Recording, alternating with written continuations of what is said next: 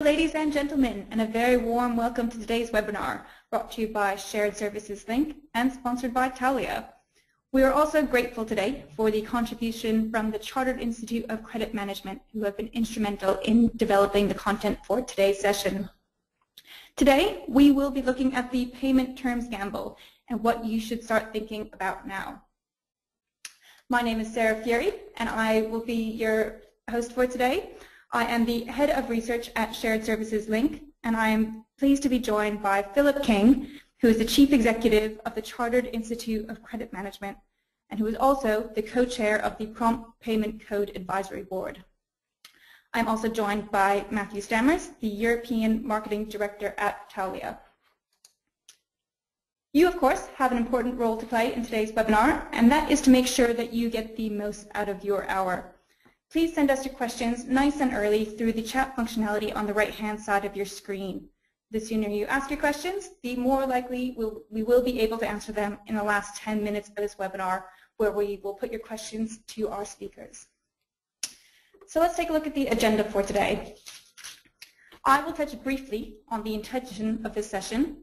Then I will be handing over to Philip, who will discuss the impact of extending payment terms and the Prompt Payment Code. We will then turn to Matt Stammers, who will discuss some of the ways you can look to improve your working capital without extending payment terms. Again, we will allow about 10 to 15 minutes for questions at the end. So to touch on context for today, why are companies extending payment terms? In the last 2 years, some of the biggest global companies have extended payment terms from 30 to 90 or 100 plus days. And there are several reasons a company may do this to extend their payment terms. It's sometimes done because companies need more cash in the bank in order to operate. However, for a lot of larger companies, and the ones tuned in on this webinar, it's more likely done to optimize working capital in order to fund internal projects and to help their balance sheets look healthier, which also has a positive effect on share prices. Extending payment terms is often a directive that comes from the CFO, which then puts finance departments or shared services under pressure to have a high DPO or days payable outstanding. As a lot of people tuned in on the webinar will recognize, the single exercise of extending payment terms can free up millions or billions in working capital, and the changes to the balance sheet can have a positive impact on share prices, which can make it an attractive option.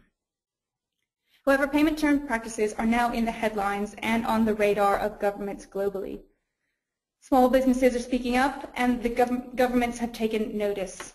In the US, we've seen the Supplier Pay Initiative out of the White House, and in the UK, we have the Prompt Payment Code encouraging shorter payment terms. Also, in the last month in the UK announced that large companies must publish their payment practices from April 2016. So nowadays, when large companies extend payment terms, it is making headlines, which isn't good PR. And at sharedserviceslink, we understand this is a sensitive issue as it impacts your balance sheets, your reputation, and your supply chain. But we also recognize that in a long-term strategy, extending payment terms might not be sustainable for your business or your suppliers. So we are here to discuss government initiatives on payment terms and why you should start thinking about examining your payment term practices now. And importantly, how to start the conversation around alternative exercises to improve working capital. We will discuss some of the business cases for paying early and how early payment discounts and supply chain finance can give you financial benefits as well. So before I hand over to our guest speakers, we first wanted to get a sense of who is with us on the webinar today and your attitude towards payment terms. So coming up on your screen shortly is the first poll question of the day. So yep, you should have this on your screen now. And we want to know, how would you describe your company's payment practices? Would you say that you generally pay as soon as you can? Do you say your company generally sticks to 30-day payment terms? Do you have something like 30-day payment terms, but you're looking to extend them? Does your company have long payment terms, so 45 days, 60 days, 90-day plus payment terms? Or do you have quite long payment terms and you are looking to shorten them? Please tick the option that best matches your situation. Just to reassure you, these numbers will be aggregated and this information will not be published, so don't be shy. And for the benefit of anyone who's not been on a Shared Services Link webinar before, we do share the results live, so we do like to get to about 70%. I see we are at, I think, just about 69% now, so please take a moment to pick the one closest to you, and I'll be closing the poll in 3, 2, 1. Results should be coming up on your screen. Interesting results that lots of you seem to have long payment terms. So what do you make of these, Philip? Thank you, Sarah. Very interesting. I guess one of the questions is how much longer is longer than 45 days, but it does indicate that there's a leaning towards longer payment terms, and I guess that reinforces the reason why governments are so sensitive around this whole issue.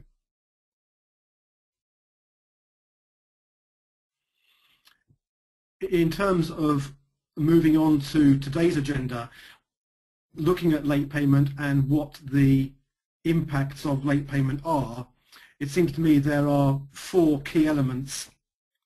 The first is that a small business paid late, and indeed a big business paid late, is distracted from what it does best. So a plumber wants to spend his time plumbing, not chasing invoices and running around looking to get cash.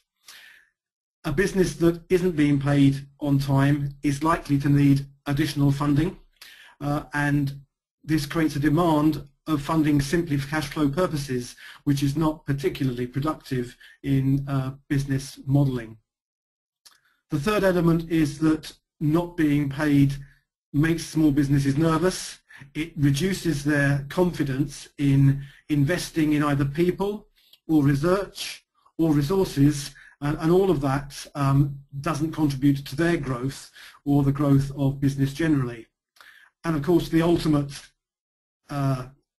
outcome is that businesses fail and become insolvent, and there are statistics that say at least 1 in 4 insolvencies occurs as a result of late payment.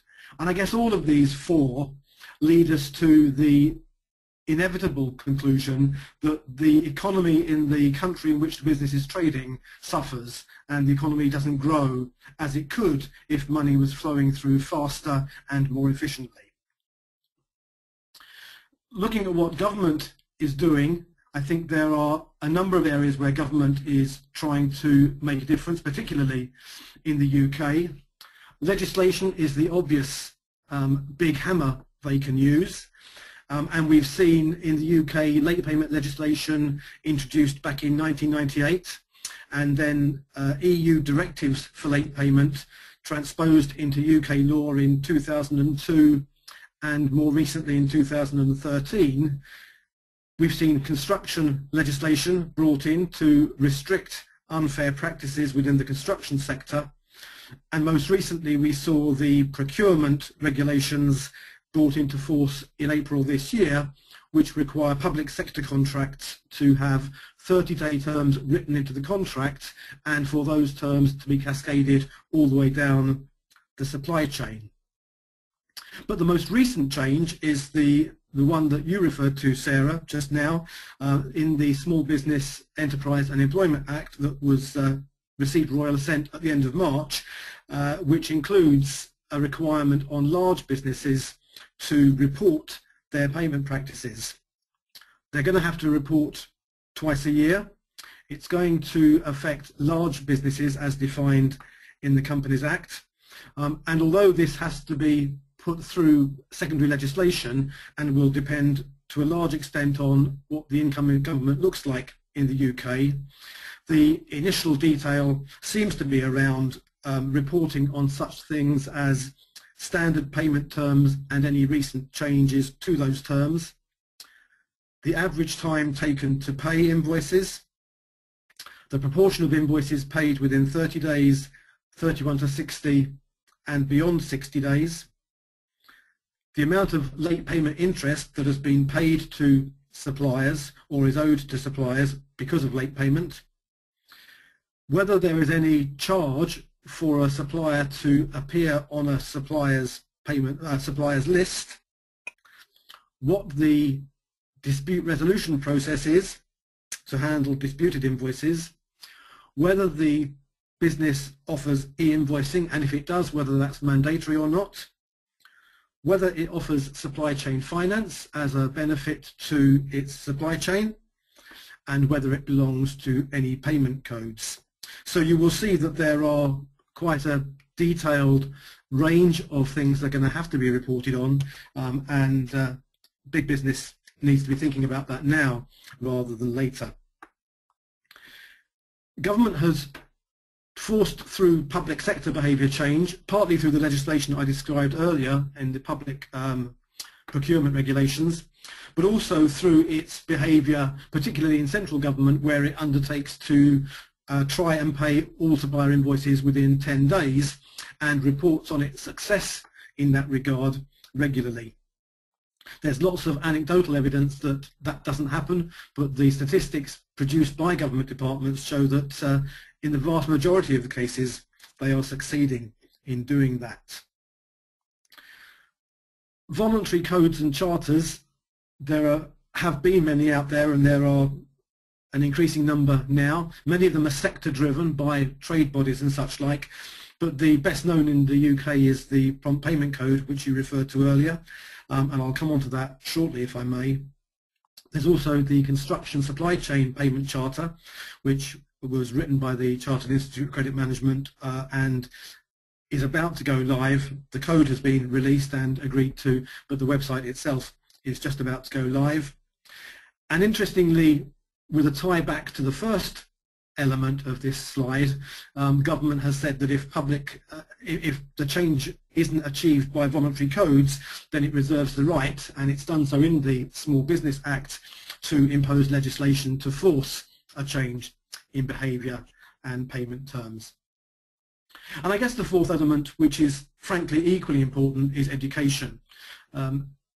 The CICM wrote for government about 5 or 6 years ago a series of managing cash flow guides to support small business and give it a series of checklists and guides on how to manage its cash flow better and how to get paid better. We've seen well over 500,000 downloads of those now, and they've been well received and give good advice.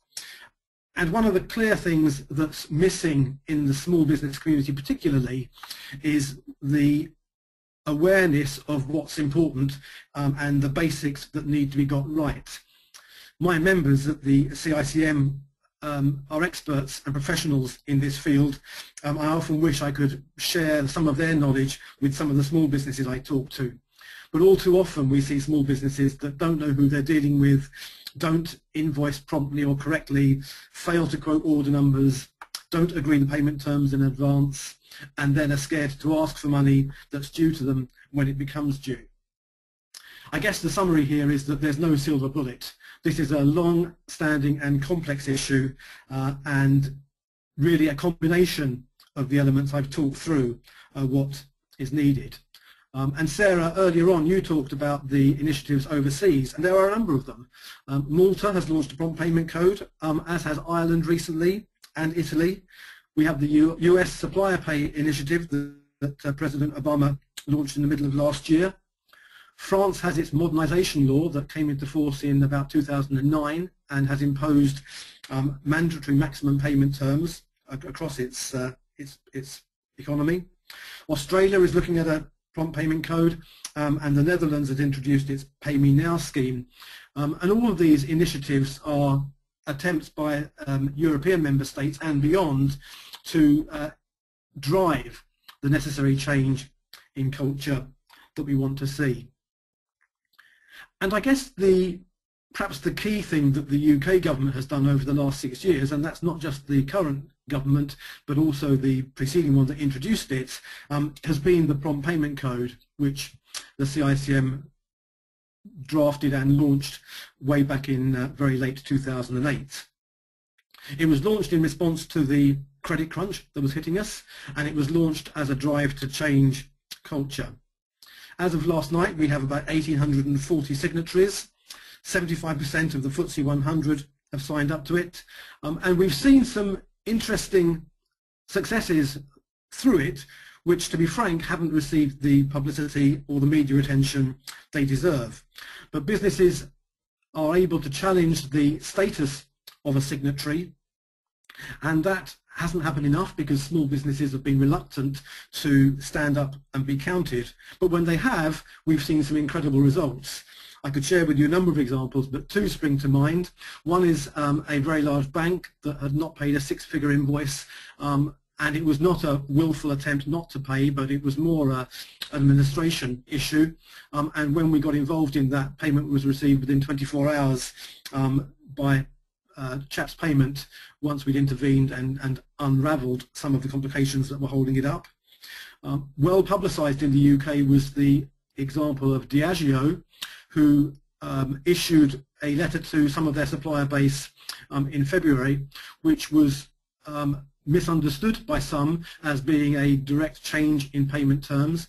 And following discussion and negotiation, Diageo were very clear in announcing that they had no intent to change payment terms, and their supply chain finance offering was to deliver benefit rather than leave suppliers standing still.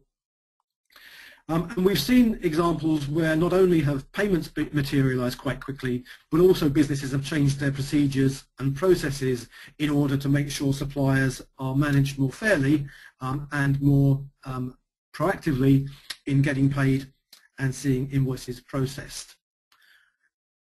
And as signatories to the Prompt Payment Code, we see some real exemplars. We see organisations that have very clever portals for their suppliers to access, where they can see the progress of an invoice, know whether it's been approved, know when it's going to be paid, and know when payment is going to hit their bank account.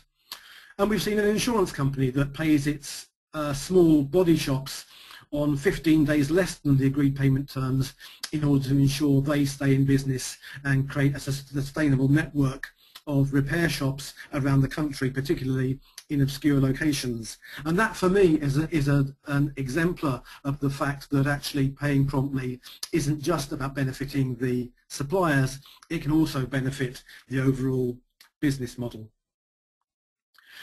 So there have been some recently announced changes. These were announced as part of the Small Business Bill and then were announced in the House of Commons back in March by the Minister.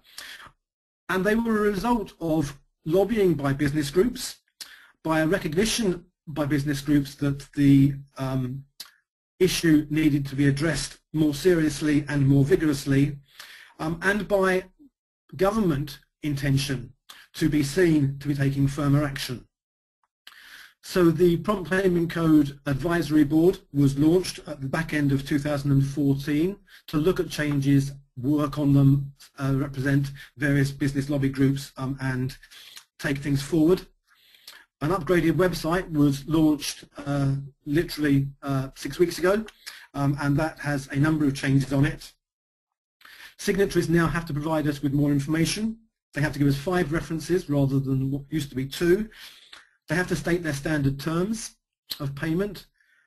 They have to state who the responsible board director is that owns the signatory status.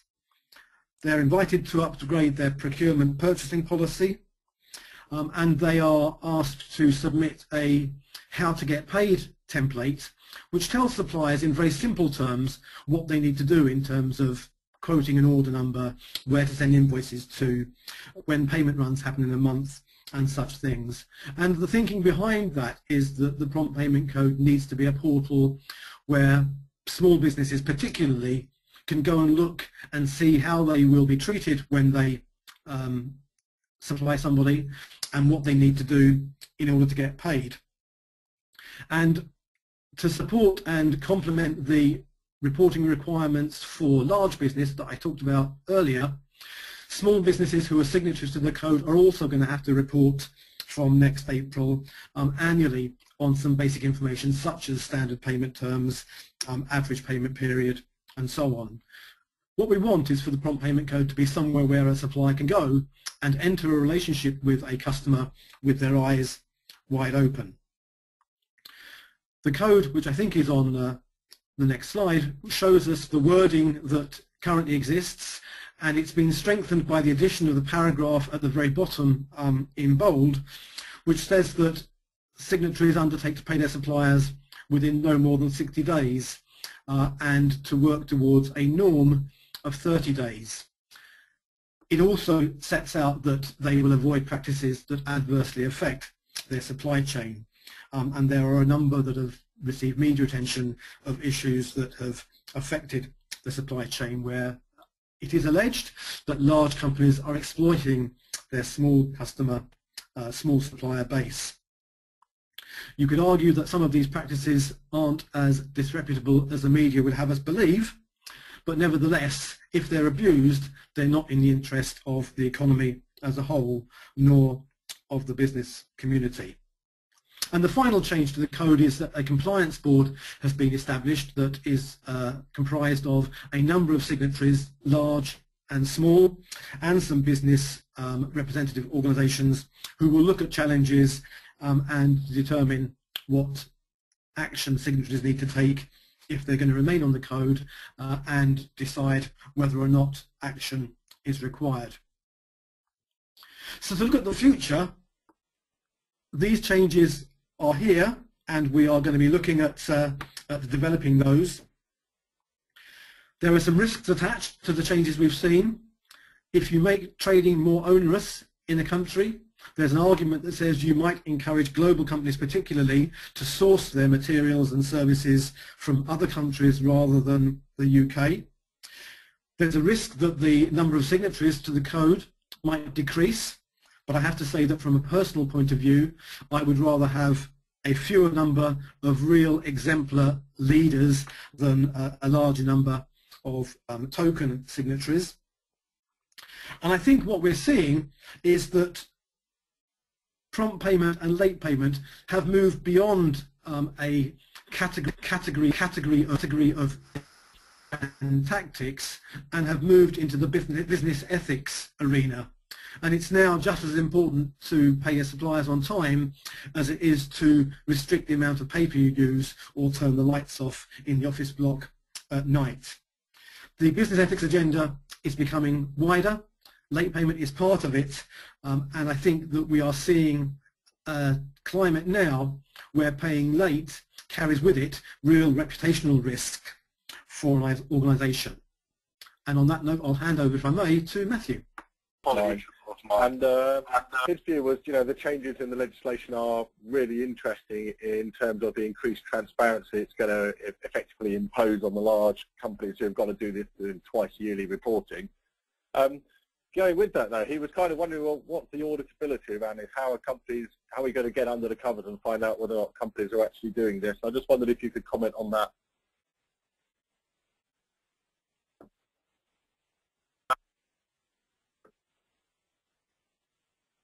Yes, I'm muted. Yes, I can, Matthew. I think that the regulations are being drafted by government as we speak, and I think that will determine what the intention is regarding sort of the auditability and monitoring of compliance. It's going to be pretty difficult, I think, to get out. The portal where the reporting takes place is going to be pretty all-embracing, and it's going to be pretty difficult to get out to all the companies that are involved and audit in a serious, meaningful way. But I think the fact that it's a criminal offence not to report, and it will be a criminal offence to wrongly report, and what we have to do is to drive up the willingness for suppliers to blow the whistle on businesses that are not behaving as they say they are or as we believe they should. So I think there will be an element of probably random auditing taking place, but that has yet to be determined by government, so it's not really for me to comment on. But I think that the real issue is that if businesses are saying how they behave, their suppliers will know whether that's in line with their experience, and if it's not, they have the opportunity to make the point, and therefore open the opportunity for behaviour to be challenged, reviewed, and measures taken. Okay, yeah, interesting point. So I think the other kind of question that I had around it was that you mentioned some other examples of effectively prompt payment codes that are happening across the globe, and one particular example where we're involved in as Talia is the Dutch scheme, which is Pay Me Now or Betaal Me Nu. And one of the really interesting aspects about that scheme is they're looking to suppliers like Talia who run or help run the early payment schemes to actually report on the volume of payments that are accelerated through to the small business, to the suppliers. Is that something that's being considered by UK government as well? Unmuted. It's not something they've talked to me about yet, but I think this is all an evolving landscape, and the fact that we are now going to be capturing data on those businesses that do offer supply chain finance, it seems to me that we are one step away from adding to that the metric that says how much and how much is being driven into the economy as a result. And I can't speak for government, but it wouldn't surprise me at all if we didn't evolve to that, particularly if we see success in another country. I know there's a lot of sharing between countries, particularly in Europe, and I think if the Netherlands has a model that works, I would be disappointed if the UK didn't learn from that and follow its lead. Okay, interesting. I think we'll obviously see how that goes.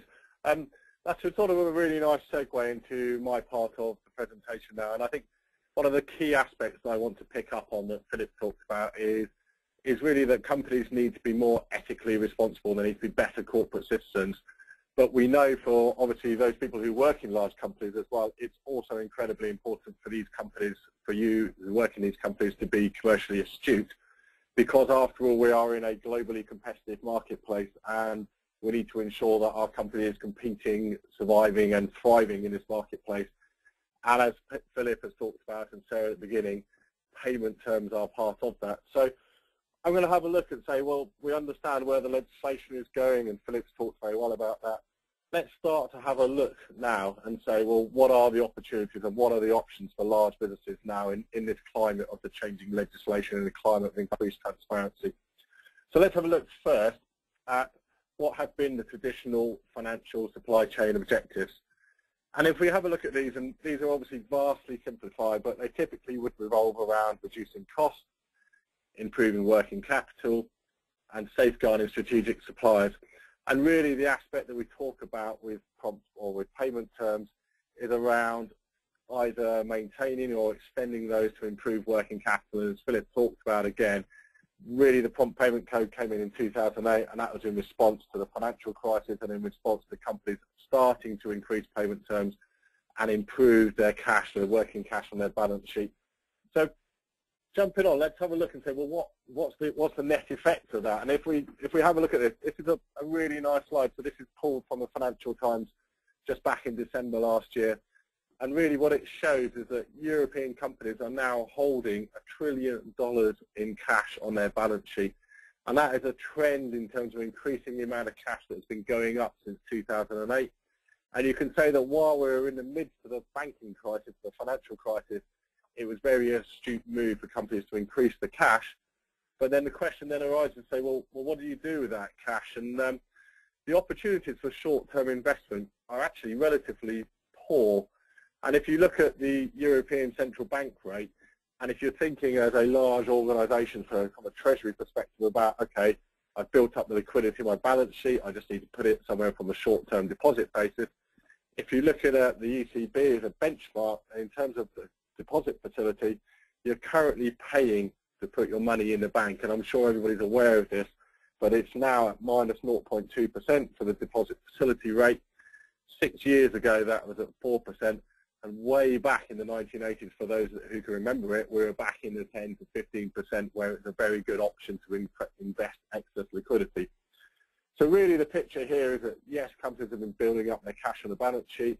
Yes, it has made sense while the financial crisis was going on, but now really the investment options for that cash are relatively limited. So if we then step forward and start to look, as Philip's talked about, well, what's been the knock-on effect for building up that cash? And Philip's talked very eloquently about the fact that suppliers become starved of funding sources.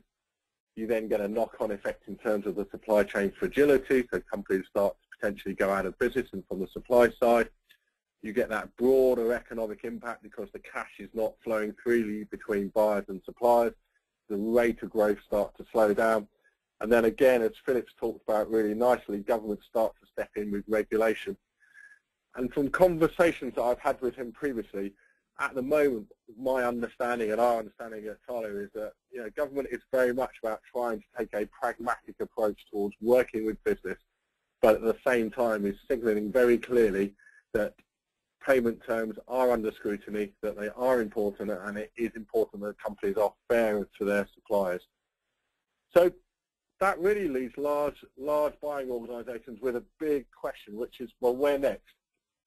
And again, much simplified, but effectively two basic options, which is either non-compliance, and if we look at that, you've got the knock-on effect or the impact around the reputational damage that you might have as a large organisation. Again, just looked at from the micro perspective about your own supply chain, you've got how healthy will that supply chain be if it doesn't have access to good liquidity. And undoubtedly, if companies do not comply with legislation and with the tightening requirements and visibility, more regulation will come, and again, government's very clearly indicated that. So what's the alternative? So the alternative is obviously to be more compliant with the Prompt Payment Code, with the regulation that's coming, and that's going to have a working capital impact for those organisations that are going to need to shorten their payment terms. And they're also going with that, if you're shortening payment terms, you're reducing the working capital in your balance sheet. Again, you're likely therefore to have to go and find money alternatively, which is going to increase borrowing costs. And lastly, one of the areas that companies need to look at is, well, actually at the moment, what's my current ability or the processes that I've got in place to pay on time? And with many companies that we see today, actually their processes only allow them to kind of get that invoice through and approved in 20 days, which means that they're heading rapidly towards that 30-day limit. So if we look at the aspect that companies might want to be compliant, but there are some issues around it in terms of working capital, borrowing costs and ability, well, what's the tool set that is around for companies currently to become more compliant? And Philip talked very briefly earlier about e-invoicing and supply chain finance, but before we jump onto that, let's have a look at what has been around. And what's been around previously, if you want to help pay companies, you'll pay your suppliers earlier, but not use your own cash, is you've been able to go to a bank, you've been able to set up a bank-led supply chain finance program, and that helps free up liquidity. However, this only works for the very largest suppliers, and so typically when you have a bank-led supply chain finance scheme, you'll typically only be serving 30, 50, if you're very lucky, your 100 largest suppliers. And the reason for that is very simple. It's very complicated for banks to set these programs up. It costs about $3,000 to $5,000 to onboard each supplier, and it's therefore complicated and difficult and lengthy for the bank to do it. Interestingly also is the bank does this because it wants to return from its money. So really the benefit that it's getting from lending this money out by effectively paying suppliers early on behalf of the company is a return on its cash, and the bank is retaining that. So the only benefit for the buying organisation is to preserve its working capital position and for its suppliers to get paid early, but then as I said, it's only these very few large suppliers. So the alternative for large companies instead is potentially, or has been, to say, well, okay, well, we therefore need to pay suppliers earlier using our own cash. And that obviously, as we've talked about, has a days payable outstanding. There will be a reduction in working capital, and there will be an impact on the borrowing costs, as we talked about. So none of these are ideal from the perspective of reporting on in terms of the annual report and accounts and into the analyst community about the financial position of the organisation. So really, what we need to think about is say, well, instead, how do we change the game? And something I'd really like to draw your attention to is this concept that actually static payment terms, in our view, are very much old world. They're very old-fashioned, and they were put in place when paying suppliers was a largely manual process with manual invoices coming in through paper, needing to get inputted into the ERP and approved and signed off, which took a lot of time as well. So it was impossible to do anything else. And likewise, if companies are or were doing discounting, again, these tended to be fixed terms. So what I'd like you to think about instead is actually what technology enables. And technology enables you to have a dynamic trading relationship with your suppliers. And this is very much the new world. It's about getting rid of the human element. And if you make this process technology enabled, it has the automation aspect to it, It really supports driving out operational efficiencies, but it opens up something quite interesting in terms of the payment opportunities for your suppliers. So therefore, it potentially offers benefits for both you as a buyer and for your supplier.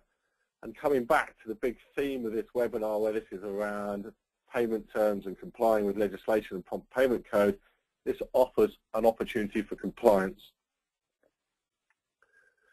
So Philip talked earlier very nicely about electronic invoicing and financing. And the big question is, well, why is this important? Well, quite simply, if you can connect your organization with your suppliers using electronic invoicing, and then much, much more excitingly, if you can then use that network to facilitate payment to your suppliers, either to your current terms or by shortening them and offering early payment in exchange for a discount, then actually what you have is a relationship that benefits both you as a buyer, because you're able to automate the process and get the efficiencies out of that, and also pay early. But then also you have a lot of benefits to your supplier, because you're giving them much more visibility and transparency around your payment processes, and you're giving them the opportunity to get paid earlier. So this is potentially quite exciting, and to sort of flag where this is going, there's been quite a lot more coming out in the media about it. So if we look at publications like Treasury Today in the Treasury space, Credit Control, which is quite focused around the credit controlling market, but also into the finance market, and even the FT, you can see these different publications are reporting about this new opportunity that's coming up for large companies to have a better way of connecting with their suppliers and to have this much more dynamic trading relationship. And the last kind of key point that I wanted to come on to was funding. Now, paying your suppliers early and paying them through an electronic invoicing network and supplier portals has actually been around now for a little bit, throughout the last 4 or 5 years or so. But it's primarily been around for an organization to opt to pay their suppliers early using an organization's own cash. As we've talked about, that obviously has effect on the days payable outstanding and the working capital aspects of the organization. So what I want you to think about now is that instead of using your own cash to pay your suppliers early, if you have this e-invoicing and portal network in place, it's now possible to inject third-party funding into this network to pay your suppliers early, and this therefore protects your working capital position. And the really exciting thing from our perspective is that unlike bank-led supply chain finance, where you can only reach the top 20, 30, 50, if you, as I said, if you're really lucky, 100 suppliers, you now have the opportunity to reach out and pay thousands of your suppliers early using this third-party capital, because you can inject it into this network to manage the visibility, manage the authorizations, and manage the integration into your ERP to automate the whole process. Now that's potentially really exciting, and potentially will completely change the game about how an organization has its accounts payable relationship between itself and its suppliers. So, and I've listed the points out here, but they're fairly self-evident. So if you look at the self-funding side, and that's paying using your own cash, you get to maximize any discount capture, you get an investment vehicle for excess liquidity, there would be a days payable outstanding, but it'd be relatively minimal. And going back to the theme of today, all suppliers can potentially get paid faster. And I want to keep harping back to that because it's incredibly important. So using this type of technology, it's not just about paying your suppliers who are the Dells or the Intels or the HPs or the big material suppliers. It's about paying the people who provide the Christmas tree at the Christmas time. It's about paying the people who provide the catering, and it's about supporting suppliers in the local community. So potentially phenomenally important. The alternative I've said is about using third-party funding, and I've talked about the opportunity to use third-party capital, about therefore enhancing or preserving your working capital position, about the ability to still get a return from this, because if you're using the type of program with the new sort of solution providers like Talia, actually you still get to benefit from getting some of that discount through offering early payment to your suppliers. And lastly, again, even through this mechanism, all suppliers can get paid early. So as I've tried to say, potentially very, very exciting.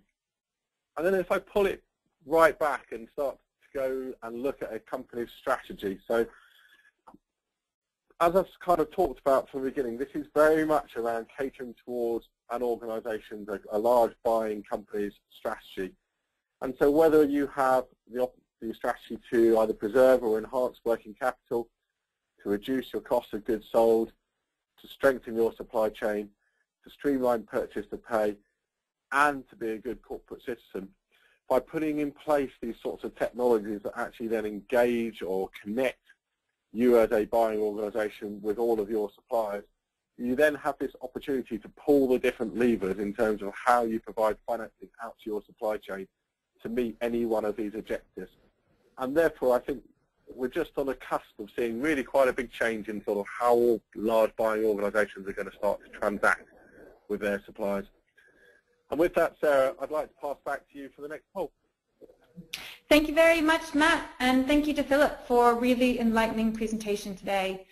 So before I answer your questions and put them to our expert speakers, we are launching the last poll question of the day, which should be coming up on your screen shortly. And we are asking you, how would you describe your company's attitude towards payment terms? What kind of importance does it have at your organization at the moment? Would you say that your company sees this as a key issue at a board level? Would you say this is an issue of increasing importance at a strategic level? Or would you say this is maybe just approached quite tactically at more of an operational level and maybe hasn't quite reached the board level yet? Or would you say as an organization there just isn't much attention paid to payment terms right now? It's good to see we have about 50% of you voting, so please tick the option that best matches your situation. And we're at 60%, so I will be closing the poll in 3, 2, 1. And the results should be coming up on your screen shortly. And it looks like the big winner here is that this is an issue of increasing importance. So before I take your questions, I'll just hand over again maybe to Matt back quickly just to comment on these poll questions. Thanks, Sarah. I think not surprisingly, given all the, as we talked about from the outset, all of the attention in the media spotlight, the pressure from the small business groups like FSB, that you can see this sort of going up the political radar. And when we created this webinar, the number of people that we've got sign up to it again flagged that it's becoming an increasingly important issue. I think, from our perspective, what we would like to see is about companies being smart with their payment terms rather than just using blunt instruments, which is either extending or decreasing terms. And really, therefore, it's about this education awareness piece that there are far, far better options for companies and better strategies for companies to be looking at. That's great. Well, thank you very much. So just as a reminder to the people still on the webinar, if you do have questions, please submit them on the right-hand side of the screen. We won't read out your name, so if you do have any questions you feel might be a bit sensitive, again, they will not be publicized. The first question I want to ask, which I know is of quite a lot of on the minds of a lot of shared services professionals, finance professionals, is when you're talking about hitting the 30-day payment terms, when do you start the clock on the invoice? Is that when it arrives? Is it when it's been sent? Quite a few different interpretations of that. So, Philip, can I ask your angle on this, please? Obviously unmuted. Yes, you can, Sarah, thank you. It's an interesting question because people have differing views, and indeed different people within government have different views as well. And there is a school of thought that says once it's been dispatched, the date of the invoice is what's key. Others say it's the date of receipt, and sometimes there's a gap between those two, of course, depending on how the invoice is transmitted. The late payment legislation that was transposed as part of the EU directive talks about the clock starting to tick when the invoice is received. So I think the generic view is that it's date of receipt that counts, and in sort of terms of reasonableness, the assumption is that the receipt, if it's done by post, is going to be 2 days after it's posted. So we're talking about a couple of days difference. But I think that the general school of thought now is that it's receipt rather than dispatch. Great, thank you. And Matt, what's your take on this? So this is a great question, and thank you. I think Philip obviously gave a really good answer. My answer really is quite simple about it, which is actually use technology to solve the problem, which is if you do something like, as a large buying organisation, use a supplier portal technology where your suppliers can submit their invoice, actually the date of submission and in fact the instant time of submission and the date of receipt are exactly the same, and that solves the problem for you. Sure, fair point there. Great, a few more questions, Philip. Really for you, these look like. I'll take two of these and combine them into one, really. One person's asking, so when will the legislation be finalized by the government when it comes to payment terms, specifically in the UK?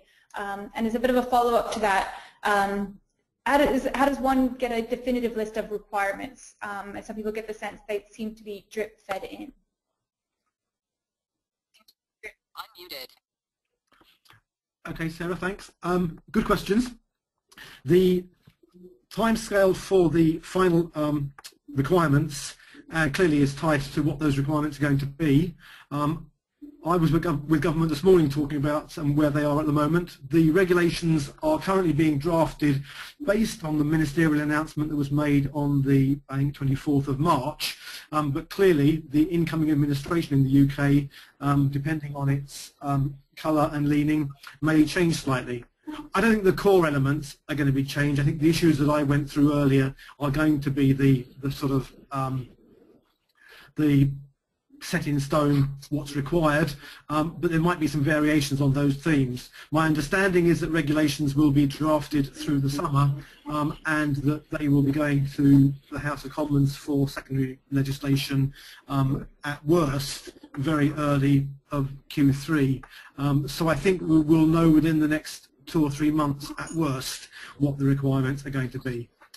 And obviously that will answer both of those questions. It will be what the requirements are and when they're going to be issued. Great, thank you very much. So now another question. I think I'll direct this one at Matt first, and then see if Philip wants to chime in on this one. And the listener's asking, what are the opinions on asking suppliers to pay for access to e-invoicing systems? So Matt, what's your take on that? Okay, our stance at Talia is very simple, which is you should never, ever, ever ask your suppliers to pay to either join an invoicing network or to submit their invoices.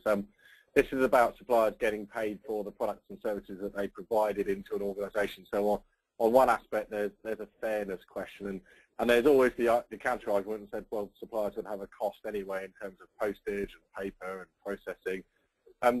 Those arguments don't really stack up, because actually what you really want to do is get your invoice in as quickly as possible, and really what, again, you would ideally like to do is get your suppliers using all the automation technology that they can, so i.e.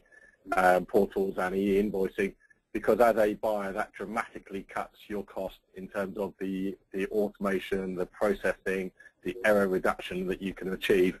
And to give you some stats as a quick example, we know actually that according to a survey that sharedserviceslink did, that you'll typically see 24% in terms of e-invoicing adoption, and in comparison in Talia we get 70, 80, 90%, and that's because we preach this mantra that you should never ever charge.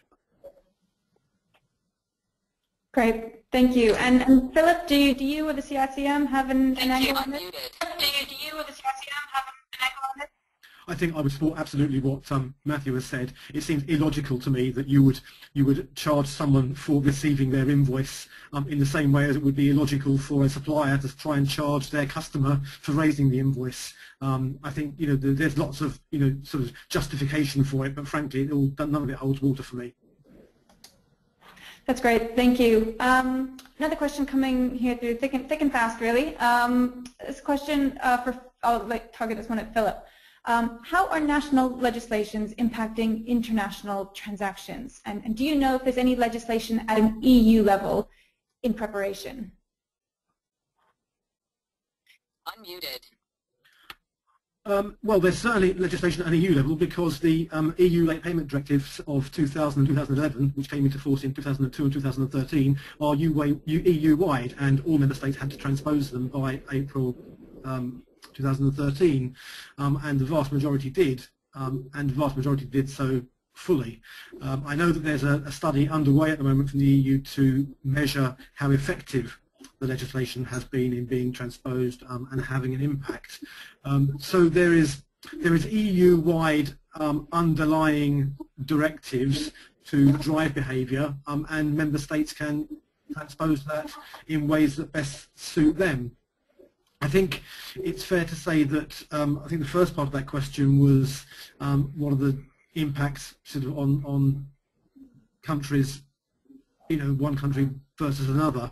And I think I sort of alluded to that earlier when I was talking about the risks of some of the things that happened. There is a school of thought that says that France has taken a much more aggressive line with its modernisation law than other member states. And anecdotally, there is evidence that global companies are choosing to buy and source materials and services from outside France, where they're not restricted by the constraints within France.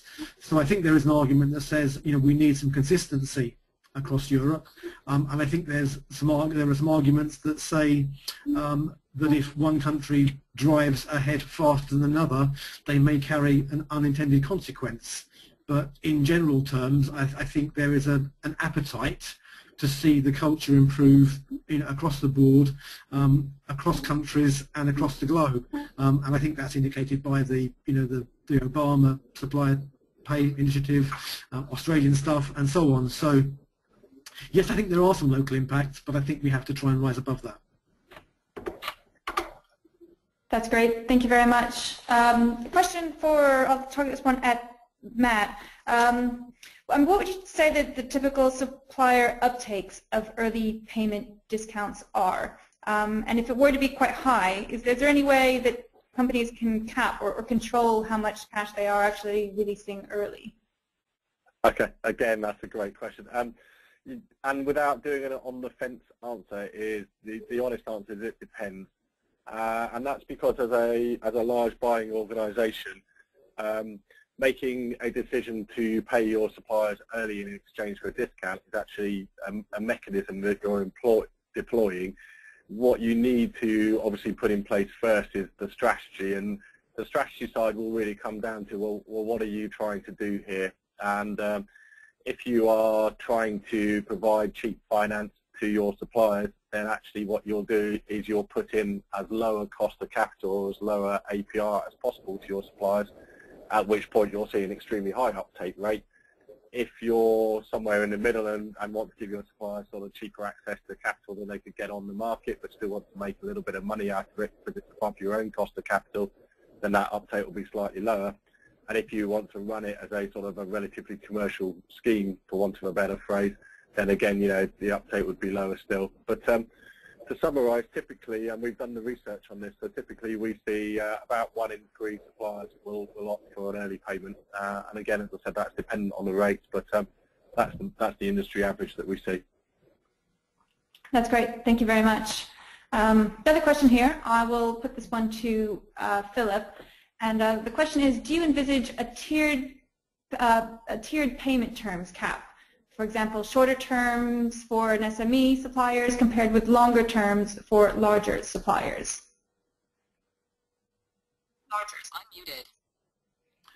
Unmuted. Thanks, Erin. A good question. Some who are old enough, and as old as me, will remember that when the original UK late payment legislation was brought in late 90s, it was tiered, so it was brought in over 4 years and was first available for small businesses supplying large businesses, and then medium-sized large businesses, and then all businesses to all businesses. And I guess that sets the scene for whether a tiered approach would be appropriate. My honest answer is I don't think it is, and my expectation is that it's unlikely. And the reason for that is that payment is an issue between all businesses. And once you start trying to draw distinctions that says it's fair for a small supplier to impose long payment terms but not a large supplier, the arguments all seem to me to get very confused and contrived. And the reality is that we want all business to treat all business fairly. And I have no doubt, and I know factually, that lots of small businesses do indeed impose long payment terms on their counterpart small businesses and try to do so on large businesses. And that's just as wrong as large businesses doing that. If I may, I'll share a brief example that came our way through the Prompt Payment Code just this week, where someone is going to supply a major retail chain. I mean, it's not one of the food companies that you'd normally hear quoted in these regards, but it is a large retail chain, and they've got agreement to supply their product, and the payment terms that are being dictated are 60 days end of month with 2% discount. So if they supply at the start of a month, they'll be paid on 86 days and have to give away 2% of their margin in order to get payment when they get paid on those terms. And frankly, whether that's a big business or a small business, that's not an ethical way to treat your supply chain. That's great. Thank you very much. Another one for you here, Philip. I know you touched on some of the aspects of getting public sectors obviously signed up to the prompt payment code as well. One person is asking about what kind of initiatives are there to get kind of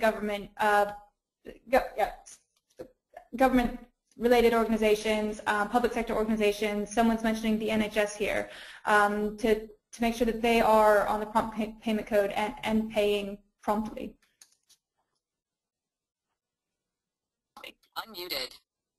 Well, the National Health Service will be subject to the public procurement regulations. There's a mystery shopper scheme run by the Cabinet Office, which people can ring and, if you like, blow the whistle on businesses that aren't behaving as they should, and public sector organisations are included in that. And of course, the prompt payment code, if you look at the list of signatories at promptpaymentcode.org.uk, you'll see there are a number of quite a large number of public sector organisations there. And if an organisation is not playing fair, then a supplier should challenge and allow us to take action, talk to the body, and address the concerns and push them to behave better. I think that the Cabinet Office is looking to introduce more reporting, and as part of the large business reporting, I think there'll be some movement in that direction as well, although it's not been articulated yet. But for me, there are measures out there, and if a public sector organisation is not treating its supplier base fairly, then the supplier base needs to stand up and be counted and tell us. That's great. Thank you. Very, very thorough answer there. So I think really we just have time for one last question, and I will put this to I think Philip first, and then Matt. So if a company, that's what 62% of our respondents said this is an issue of increasing importance. If you want to start having a serious conversation about payment terms, who really needs to be in the room, and what would you suggest is one of the most important ways to start this conversation? So Philip, I'll ask you first. Unmuted. Well, it seems to me that the management team needs to be in the room, because payment terms are part of the transaction and part of the negotiation and part of the commercial relationship, and it's not just about payment terms. It's about price, it's about discounts, it's about rebates, it's about the whole picture, and indeed about financing, purchasing and so on. So it seems to me that it can't be a tactical operational decision. It has to be at board level, it has to involve all the senior players, and there has to be a commitment in the same way as there's a commitment to all the other things that go on within a business, that this is how we're going to treat our suppliers and treat them fairly. And if that doesn't happen, then frankly it will never get through, because other parts of the business will stand in the way. Unless culturally the business accepts that this is an important issue, I'm afraid they'll fail. Thank you very much. And Matt? Yeah, I think it's a really interesting question. And just to give a bit of historical perspective from our point of view, is where we've been involved in companies doing sort of working capital projects in terms of doing things like trying to extend terms or trying to introduce discounts. These projects are very, very tough, where they are just driven by one function within the organisation, and whether or not that's a procurement function who's looking to sort of really improve the cost of goods sold from the supply base, or whether or not it's Treasury who's trying to improve working capital, or whether or not it's finance who's trying to do the automation piece. In fact, they rarely work sort of one or two of these functions working together. So again, I would very much support what Philip says, and also what I've said earlier, which is you need to go back to what are you trying to do as an organisation, so what's your strategy as a company, and then align your functions around that and align them around a common goal. And where payment terms are increasingly coming into the spotlight, I think what I would ask is that companies take an educated look at this, and don't just keep using blunt instruments, and those blunt instruments are static discounts or static terms extension, and start to think about how technology can help them be much smarter. Thank you very much, and I think that's a great way to end the session here today. So just would like to thank our speakers again, and thank you for everyone who participated, everyone who's asking these great questions. Just a reminder, we have some great webinars coming up on Shared Services Link on P2P, VAT, global process owners, supplier reconciliation. As always, free to tune in, so please do and let your colleagues know. And we also have some great conferences coming up, Global Process Owner Summit in Chicago, Procure-to-Pay Leaders Summit in London, and the North American Shared Services Leaders Summit in Atlanta. So thank you very much, and we hope to welcome you next time. Goodbye.